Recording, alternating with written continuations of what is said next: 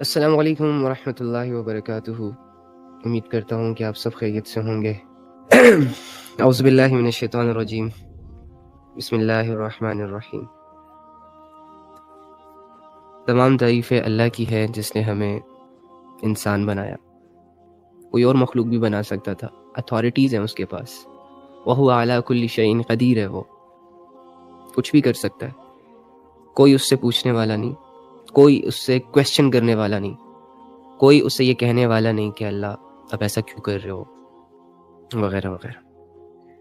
تمام تعریفیں اس ذات کی ہیں کہ جس نے ہمیں انسانوں میں مسلمان بنایا۔ کافر بھی بنا سکتا تھا، ہندوؤں میں بھی پیدا کر سکتا تھا، اور وہ لوگ جو آج ہمیں بہت ششکوں میں نظر آ رہے ہیں دنیاوی اعتبار سے، بڑے ماڈرن، بڑے لبرل فینٹیسیوں میں اور دنیا کو انجوائے کرتے ہوئے جو ہمیں دکھ رہے ہیں، اور جس کی وجہ سے ہم ان سے متاثر ہو رہے ہیں، ان کے کلچرز کو اپلائی کر کے ہم اپنے آپ کو پتہ نہیں کیا کچھ سمجھ بیٹھتے ہیں، اور اپنے اسلام کو، اپنے شریعت کو، شریعت کی قید کو، ریسٹرکشنز کو، اللہ رب العزت کی حدودوں کو، جو کبھی کبھی کنزرویٹو مائنڈ سیٹ کے ساتھ جج کرتے ہیں تو ہم ان میں بھی پیدا ہو سکتے تھے۔ پھر ہماری حالت ہوتی کیا ویسے اگر آپ امیجن کریں۔ پیسہ تو پورن انڈسٹری والوں کے ساتھ بھی بہت ہے، اور لائف سٹائل تو وہ لوگ بھی جی رہے ہیں، اس کے علاوہ ہم بھی ہو سکتے تھے نا ان میں۔ کیا اللہ رب العزت سے ہم نے کہا تھا کہ ہمیں مسلمان گھرانے میں پیدا فرما؟ آپ نے کہا تھا؟ کوئی اپلیکیشن سائن کی تھی؟ کیا کیا تھا؟ کچھ بھی تو نہیں۔ محض اللہ رب العزت نے اپنے فضل و احسان سے آپ کو مسلمان گھرانے میں، مسلمان لوگوں میں، مسلمان انوائرمنٹ میں پیدا کر کے آپ لوگوں پر بہت بڑا احسان کیا۔ اگر آپ اس احسان کو دل کی گہرائیوں سے کبھی سوچیں، ساری دنیا کی ساری لگژری لائف کو، ساری دنیا کی ساری ٹونز کو، ساری دنیا کی ساری خوبصورتیوں کو، ساری دنیا کے سارے لوگوں کی کامیابیاں دنیاوی اعتبار سے ایک سائڈ پہ رکھے، اور دوسری سائڈ پہ اللہ رب العزت کی وہ نعمت جسے ایمان کہا جاتا ہے اسے رکھیں، واللہ آپ کو آپ کا دل کہے گا، اگر وہ زندہ ہوا تو، اگر وہ اللہ رب العزت سے متاثر ہوا تو، اگر اس کے دل میں آخرت کا یقین ہوا تو، اگر اس دل میں مرنے کے بعد دوبارہ اٹھ کھڑے ہونے کا یقین ہے، تو ڈیفینیٹلی آپ کا دل آپ کو یہ کہے گا کہ یار you are the luckiest one, تم بہت خوش قسمت انسان ہو، تمہیں اللہ رب العزت نے اپنے بندوں میں چنا ہے، ایمان کی دولت دے دی بن مانگے۔ تو ہم ان لوگوں میں بھی پیدا ہو سکتے تھے، پھر دنیاوی حیثیتیں ہماری بہت عروج پہ ہوتی، ہمارا آؤ جلال بھی عروج پہ ہوتا، ہمارے ملین بلین ٹریلین فالوورز شپ بھی ہوتی، بینک بیلنس بھی ہوتا، ہاتھ کے نیچے بڑی لگژری لائف ہوتی۔ لیکن اگر ہم مسلمان نہ ہوتے، اگر ہم ایمان والے نہ ہوتے، تو میری دولت کیا دولت، میری شہرت کیا شہرت، میری عزت کیا عزت، کاغذ کے نوٹ تو مجھے آخرت میں کامیاب نہیں کر سکتے۔ اللہ تعالیٰ فرماتے ہیں کہ اس دن یہ لوگ اپنا سب کچھ دے کر یہ خواہش کریں گے کہ آج ہم اللہ کے عذاب سے بچ جائیں۔ کون لوگ؟ یہی دنیا کے پجاری، یہی جھوٹے معبودوں کو اپنا معبود سمجھ کر ان کی عبادتوں میں مصروف لوگ، یہی جو اللہ کے بغیر اپنی زندگی گزار رہے ہیں، دھن دولت دنیا عزت شہرت کے پیچھے لٹو دیوانے۔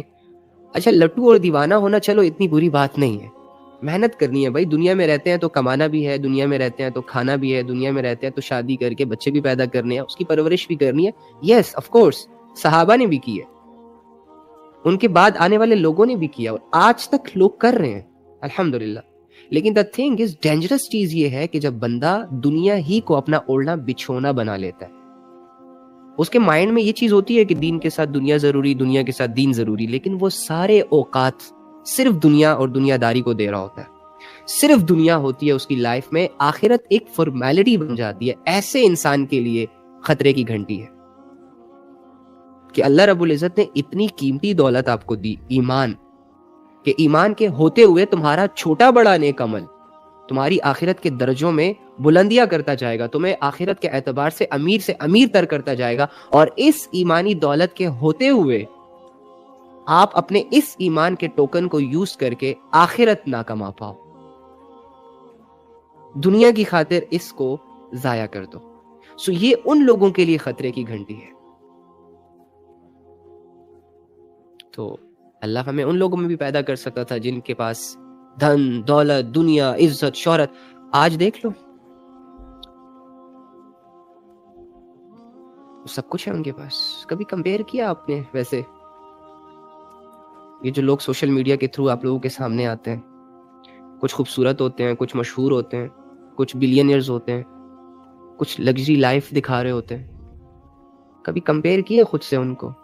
ظاہراً نہیں، ظاہراً تو کمپیئر کرو گے پھر تو تم ہار جاؤ گے، پھر تو تمہیں اپنا آپ غریب لگے گا، پھر تو تمہیں اپنا آپ ایک پنجرے میں قید لگے گا.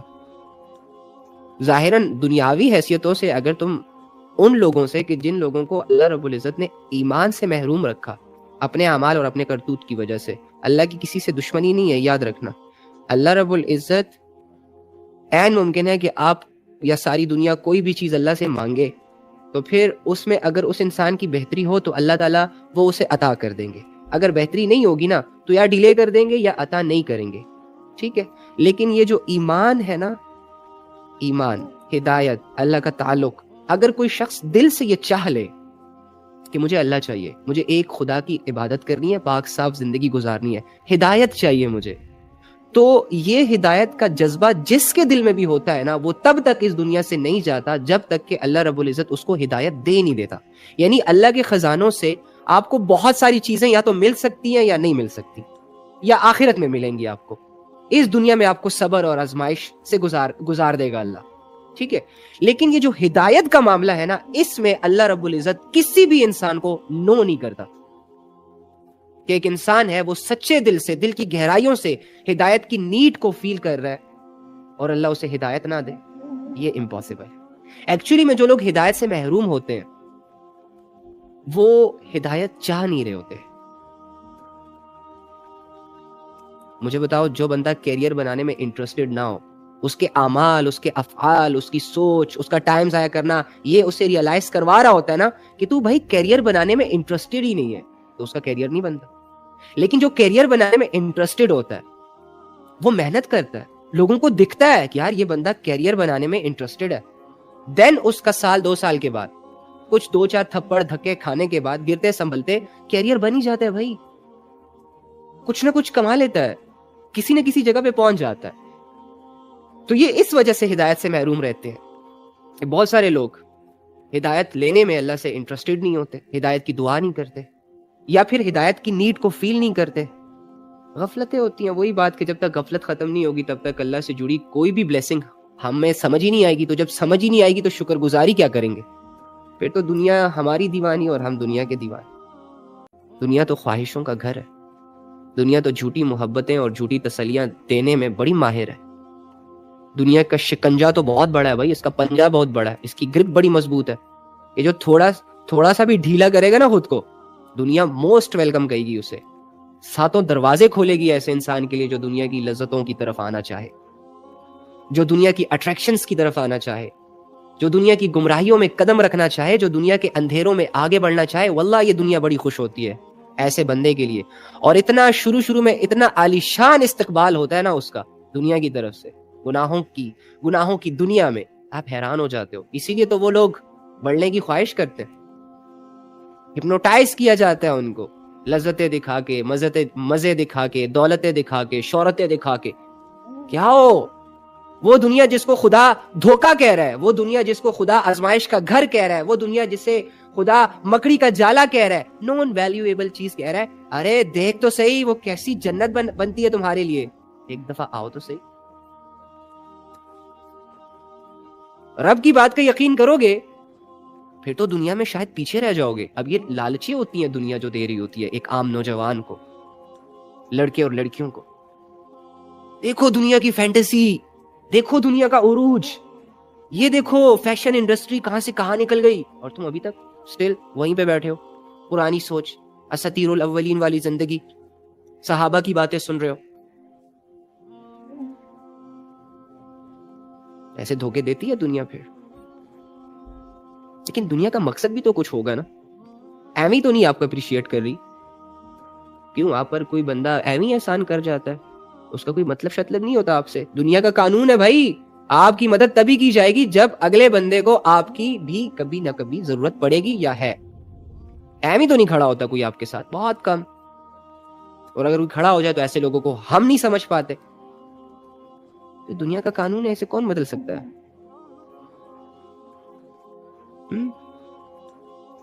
تو دنیا کا کوئی نہ کوئی مطلب تو ہوگا ان نوجوانوں سے, جنہیں یہ دنیا اپنا آپ خوشنما کر کے دکھا رہی ہے اور ان کے لیے گناہوں کے راستے آسان کر رہی ہے اور ان کو غفلتوں میں ڈبا رہی ہے اور ان کی ایک لگژری لائف سیٹ کر کے دے رہی ہے یہ دنیا اور یہ دنیا کے کچھ بگڑے ہوئے لوگ. تو بدلے میں اس سے بھی تو کوئی قربانی دینی پڑے گی نا یار. وہ قربانی کیا ہو سکتی ہے آپ کے خیال میں؟ کیا ہو سکتی ہے؟ اس دنیا کا ہم سے کیا مطلب ہو سکتا ہے؟ کیسے ہمیں یہ دھوکہ دے سکتی ہے؟ اللہ تعالیٰ کیوں فرما رہا ہے وَمَا الْحَيَاةُ الدُّنْيَا إِلَّا مَتَاعُ الْغُرُورِ؟ یہ دنیا دھوکہ ہے, اسی لیے نا تاکہ ہم اس پہ اعتبار نہ کریں. تو پھر جو بندہ اس پہ اعتبار کر لیتا ہے تو یہ دنیا اس کے اعتبار کو توڑتی کیسے؟ اگر ہم پیک کی بات کریں, ٹاپ کی بات کریں, تو اس دنیا کا مقصد یہ ہے کہ انسان رب سے کٹ جائے, رب سے جڑے جذبے اس کے دل سے نکل جائے. یہ سارا ٹائم دنیا میں لگائے, رب کو ٹائم دے کر یہ اپنی آخرت نہ بنا پائے. بس یہ دنیا کا سمپل سا مقصد ہے. جو اس کے لیے تیار ہو جاتا ہے, جو اپنے ایمان کو قربان کر دیتا ہے دنیا کی خاطر, پھر یہ دنیا اس کے لیے تمام راحتوں کے دروازے کھول دیتی. دیکھ لو, آپ صرف مسلمانوں کو نہ دیکھو نا, امت میں تو نان مسلمز بھی ہیں. آج بھی میں بھائی سے بات کر رہا تھا, میں نے کہا پورن انڈسٹری کے لوگ جو ہیں وہ بھی امتی ہیں, اور اگر کہا جائے تو قیامت کے نشانیوں میں سے بہت ساری نشانیاں وہ پوری کر رہے ہیں. عورت اپنے آقاؤں کو جنے گی, زنا عام ہو جائے گا. تو لوگ آج زنا کو ایز اے کاروبار لے کر چل رہے ہیں بھائی. زنا کی ایجوکیشنز دی جا رہی ہیں, ایجوکیٹ کیا جا رہا ہے, دعوتیں دی جا رہی ہیں کہ آؤ جوائن کرو ہماری یہ فیملی, جوائن کرو ہمارا یہ گروپ. اس میں ایسے عزتیں اتاری جاتی ہیں, اس طریقے سے بہت اچھی عزت اترتی ہے, بدلے میں پیسہ آتا ہے, بدلے میں دنیا آتی ہے. آپ کو نہیں لگتا دنیا بہت بگڑ گئی ہے؟ آپ کو نہیں لگتا کہ لوگ بہت بڑے بڑے گناہوں میں انوالو ہو چکے ہیں؟ آپ کو نہیں لگتا کہ ہمارے دلوں میں اللہ کی یاد کے جذبے اور اللہ رب العزت سے تعلق کمزور ہو چکا ہے؟ اور اس کا ریزن آپ کو سمجھ نہیں آ رہا. دنیا کی محبت. جس دل میں دنیا کی محبت ہوگی وہ دل اللہ کی محبت کو فیل نہیں کر پائے گا. تو فیلنگ لیس بندے کو کوئی احساس ہی نہیں ہوتا. تو اللہ کی محبت کا احساس نہیں ہوگا تو دل اسے کھینچنے کے, اسے اپنے اندر سمانے کے جذبوں سے خالی ہوگا, اسٹرگل کے لیے تیار نہیں ہوگا. حالانکہ ایسے انوائرمنٹ میں کہ جب دنیا ناچ گانا, فلموں اور شوبس کی دنیا میں اور فیشنز میں اور گلیمرائز ہونے کے چکروں میں اور فینٹیسیوں میں اور بے حیائیوں میں اور گناہوں میں اور اعلان گناہوں میں انوالو ہو جائے, ایسے دور میں جب کوئی بندہ مومن اپنے ایمان کی حفاظت کرتا ہے, یہ آسان ٹاسک نہیں ہے. تو مرنے کے بعد جنت کے 8 دروازے ایسے مومن کو, ایسے مرد مجاہد کو, ایسے شہید کو, ایسے اللہ والے کو اپنی طرف بلائیں گے. جیسے جنت کی یہ ڈیمانڈ ہے کہ دنیا کو چھوڑو. اور دنیا کو چھوڑنے کا مطلب, اچھا میں اکثر یہ جو دنیا کو چھوڑنا کہتے ہیں لوگ, اس کا نا اکثر غلط مطلب لیتے ہیں. دنیا کو چھوڑنے کا مطلب یہ نہیں ہے کہ آپ غاروں میں نکل جائیں, اب سب چھوڑ دیں, جو کر رہے ہیں وہ بھی چھوڑ دیں, بس ایک جا نماز بچھائیں اور اس پہ تسبیحات اور اس پہ نوافل اور اس پہ تلاوتیں سٹارٹ کر دیں. نو نہیں بھائی. Educated life. نبی صلی اللہ علیہ وآلہ وسلم کی سیرہ, انہوں نے کاروبار بھی کیا. اگر میں ایک کاروباری ہوں, میرے 8-10 گھنٹے کاروبار میں گزرتے ہیں, تو وہ کاروبار کیسے میرے لیے دین بن سکتا ہے؟ وہ نالج اویل کرنا, پھر اس نالج کے مطابق پیسہ گین کرنا میری عبادت. نبی صلی اللہ علیہ وآلہ وسلم ہسبینڈ بھی تھے, بیٹے بھی تھے, بھائی بھی تھے, نہیں دوست بھی تھے.